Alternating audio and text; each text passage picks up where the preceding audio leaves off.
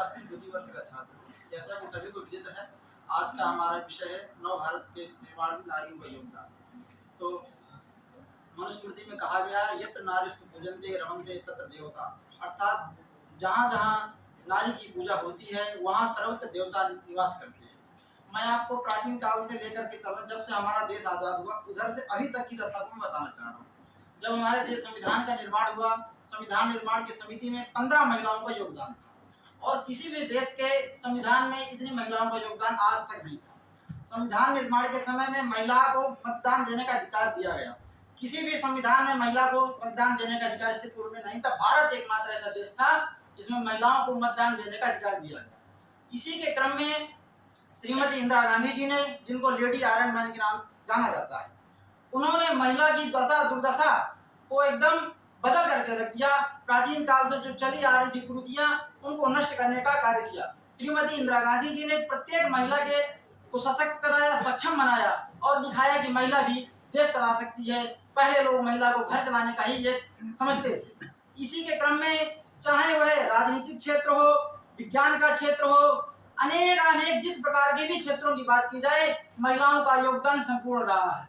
उसी के क्रम में मैं प्राचीन समय से थोड़ा लेना जानना चाहता हूं। तुलसीदास जी, एक रामचरितमानस एक ऐसा ग्रंथ है संपूर्ण विश्व में सबसे ज्यादा ख्याति प्राप्त हुई। उसके पीछे भी एक महिला का ही योगदान था, सभी को इसकी कहानी भी देते। कालिदास जी के कभी पीछे योगदान विश्वकर्मा जी का था।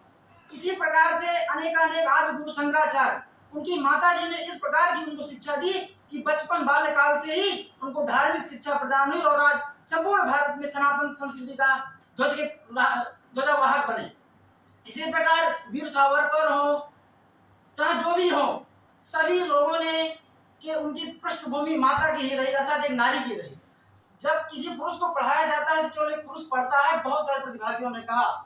मैं कहना चाहता हूं कि जब महिला को पढ़ाया जाता है तो एक संपूर्ण पीढ़ी, एक संपूर्ण परिवार उन्नत कर सकती है। क्योंकि जब महिला पढ़ती है तो पूरे परिवार को पढ़ाती है और पूरे संसार को चलाती है, क्योंकि उत्पन्न करता कौन है? महिला ही है। और उसका सहयोग कौन है? पुरुष करता है। परंतु पुरुष और महिला दोनों में हम यह नहीं कह सकते हैं कि किसका योगदान कम है, किसका योगदान ज्यादा है। लेकिन जितना योगदान पुरुष का है उतना ही योगदान महिला का है। किसी भी राष्ट्र का निर्माण तब तक संभव नहीं हो सकता जब तक नारी बराबर का योगदान न दे।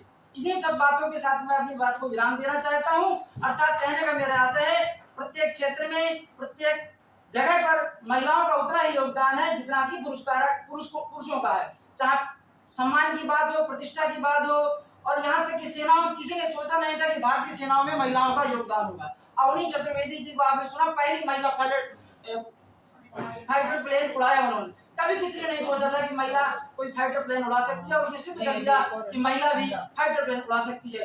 प्रत्येक सेना में भी महिलाएं बराबर की भूमिका निभा रही हैं। इन्हीं शब्दों के साथ मैं अपनी वाणी को विराम देना चाहता हूं।